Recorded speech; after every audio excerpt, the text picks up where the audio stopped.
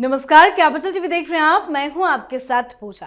भारत की राजनीति में कुछ तारीखें सिर्फ कैलेंडर का हिस्सा नहीं होती बल्कि इतिहास का अध्याय बन जाती है। उनमें से एक तारीख है 5 अगस्त और कल ही तो है 5 अगस्त। संसद का मॉनसून सत्र भी चल रहा है, तो ऐसे में कई सारी चर्चाएं भी चल रही हैं। सवाल उठ रहा है कि क्या मोदी सरकार इस बार भी कोई बड़ा फैसला लेने की तैयारी में है? क्या एक बार फिर 5 अगस्त इतिहास के पन्नों में दर्ज होने वाला है? तो कल क्या पीएम मोदी धमाका करेंगे? इस पर आज हम चर्चा करेंगे। वैसे इन दिनों अगर किसी चीज की चर्चा ज्यादा है तो वो है एफसीआरए बिल का। राजनीतिक हलकों में अटकलें हैं कि मोदी सरकार विदेशी फंडिंग को लेकर नियमों को और सख्त बनाने वाला नया संशोधन विधेयक ला सकती है। इससे विदेश से आने वाले धन के इस्तेमाल में पारदर्शिता बढ़ेगी और राष्ट्रीय सुरक्षा से जुड़े जोखिमों पर बेहतर नियंत्रण संभव होगा। हालांकि सरकार की तरफ से इस विषय पर अभी तक कोई आधिकारिक घोषणा नहीं की गई है, पर पीएम मोदी धमाका कल कर सकते हैं। तो क्या है एफसीआरए बिल को लेकर सरकार की तैयारी और 5 अगस्त को ही क्या लगेगी इस बिल की बारी? तो आज इसी पर चर्चा करेंगे। मेरे साथ स्टूडियो में मौजूद हैं कैपिटल टीवी के editor in chief doctor Manish Kumar. Doctor साहब, बहुत बहुत स्वागत है आपका। धन्यवाद। 5 अगस्त को लेकर हमने अपने शो में कई बार चर्चा की और कल भी 5 अगस्त है, तो क्या लगता है क्या धमाका कर सकते हैं पीएम? देखिए, 5 अगस्त को अचानक से किसी को यकीन नहीं था। हालांकि कैपिटल टीवी ने 31 जुलाई को ही ये जानकारी दे दी थी कि आर्टिकल 370 और 35A वो हटने वाला है। हमारे आर्काइव में जाइएगा, आपको मिल जाएगा। किसी को यकीन नहीं था, लेकिन अचानक से 5 अगस्त को बॉम्ब गिरा दिया मोदी सरकार ने। तो ठीक वैसे ही राम मंदिर भी 5 अगस्त। तो इस तरीके से सारी चीजें होती रही है। तो 5 August is a very important date. तो क्या हो सकता है? देखिए, डिलिमिटेशन तो इस बार नहीं आएगा कि जेपीसी की रिपोर्ट जो है, प्रधानमंत्री मोदी कुछ और भी कर सकते हैं। ये भी कोई आश्चर्य की बात नहीं है वो कि अचानक से जो है कल कुछ घोषणा हो जाए। लेकिन जो प्रोबेबल, जो सबसे नजदीक और सबसे प्रोबेबल काम लग रहा है और जो सबसे इंपॉर्टेंट भी है, वो है एफसीआरए बिल। क्यों इंपॉर्टेंट है, आप इस बात को समझिए। ये कानून में बदलाव अगर हो जाता है, ये कानून पास हो जाता है, तो ये जेएनजी, ये आंदोलन, ये नक्सली, ये एनजीओ, ये बवाला, ये सब खत्म हो जाएगा। ये देश में टुकड़े टुकड़े गैंग, ये जो मीडिया में बैठ करके अफवाह फैलाने का जो पूरा तंत्र, ये टूल किट, ये सब इनकी दुकान बंद हो जाएगी सदा के लिए। तो ये जो मसला है, ये सिर्फ हिंदुस्तान से जुड़ा हुआ मसला नहीं है।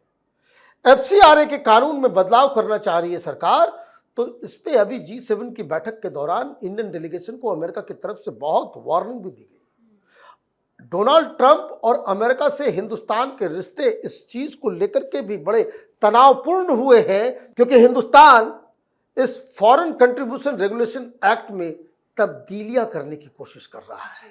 और we are open about it कि नो। और अमेरिकन को मोदी सरकार ने साफ कह दिया कि ये हमारा सॉवरेन डिसीजन है। हम सॉवरेन मुल्क हैं।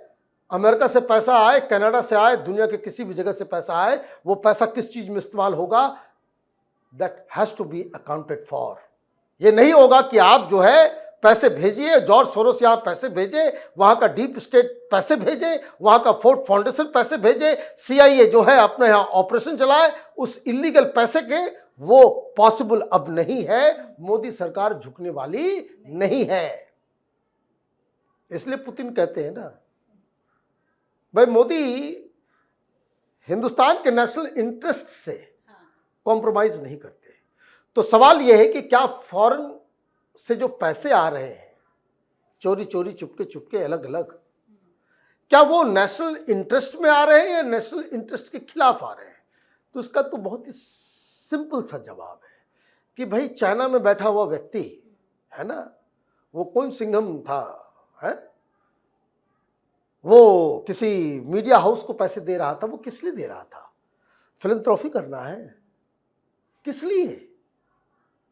ये जॉर्ज सोरोस हिंदुस्तान में पैसे लगाएगा, वो किस लिए? राहुल गांधी का चेहरा देख करके। ये फोर्ड फाउंडेशन वाले अवार्ड देते हैं, ये किस लिए? ये पैसे भेजते हैं किस लिए? कि हिंदुस्तान में गरीबों को जो है वो अधिकार देने के लिए। They have their own agenda, और वो एजेंडा हिंदुस्तान के खिलाफ है, अदरवाइज वो सीधे सीधे सरकार को ही पैसे दे करके वो काम करवा सकते हैं। What you need Dhruv Rathee's and Arvind Kejriwal and Rahul Gandhi, इस तरह के लोग क्यों चाहिए? और ये सरकार ने पहले एक्शन लिया, 22,800 इस तरह के एफसीआरए के जरिए बाहर से पैसे लाने वाले एनजीओस को बंद किया, सब कुछ करके देख लिया, लेकिन फिर भी मामला सॉल्व नहीं हुआ कि पैसा इधर से आ रहा है, उधर से आ रहा है, किसी तरीके से आ रहा है। आपने किसी कंपनी को जो है, किसी एनजीओ को आपने बैन लगा दिया, बैन तो लग गया टेक्निकली कागज पे, लेकिन काम उसका चल रहा है, पैसे भी आ रहे हैं।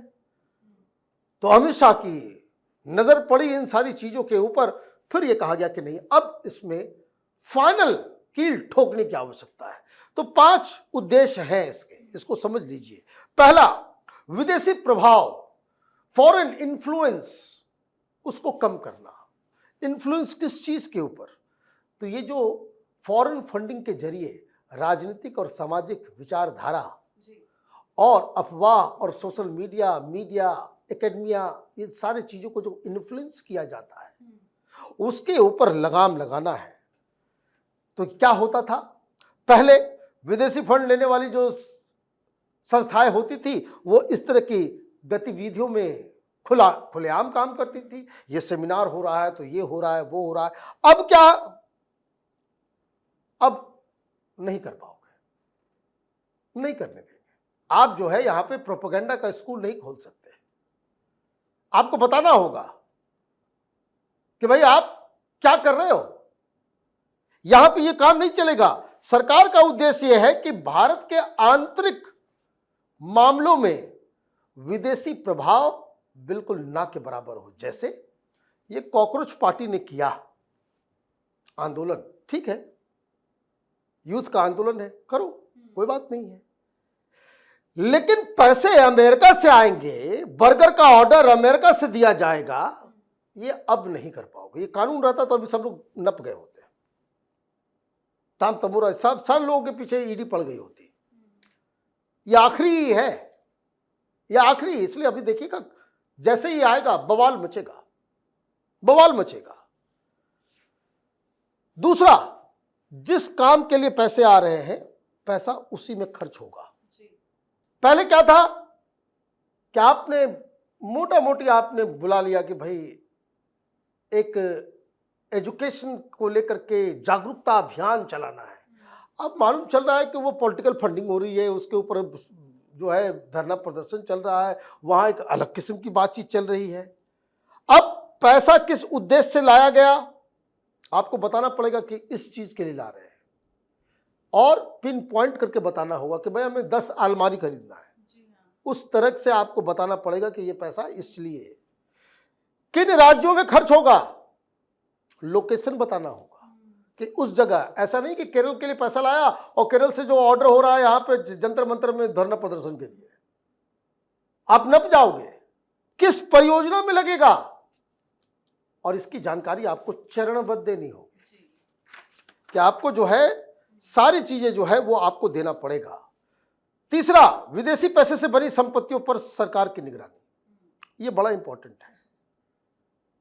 ये विदेशी पैसे से आपने यहाँ बिल्डिंग बना लिया, सब कुछ बना लिया, ये एक दिक्कत थी क्योंकि कानून नहीं था। कि मान लीजिए एक एनजीओ चल रहा है, नोएडा के 3 फ्लोर वाली बिल्डिंग है, और वहाँ आपने पाया कि एफसीआरए का कानून जो है इसने उल्लंघन किया, आपने उसको सीज कर दिया, बैन लगा दिया, आपने ब्लैकलिस्ट कर दिया। लेकिन ब्लैकलिस्ट तो कर दिया, लेकिन जो अब तक पैसा आया उससे जो बिल्डिंग खड़ा हुआ और जो बाकी सारा चीज़ जो चल रहा है, मालूम चलता था कि भाई आपने बैन लगा दिया लेकिन काम चल रहा है। अब सरकार कह रही है कि नहीं भाई, अब जब बैन लगाएंगे, आप चोरी में पकड़े जाओगे तो आपकी संपत्ति को भी जब्त कर लेंगे, आपकी संपत्ति भी जाएगी, और उसके लिए कमेटी बनाएंगे जो तय करेगा पैसा कहां से आया, किस लिए आया, कैसे आया, क्या हुआ, नहीं हुआ, और उसके बाद वो तय कर लेगी कि नहीं, यहां हैंकी पैंकी चल रहा था, इसलिए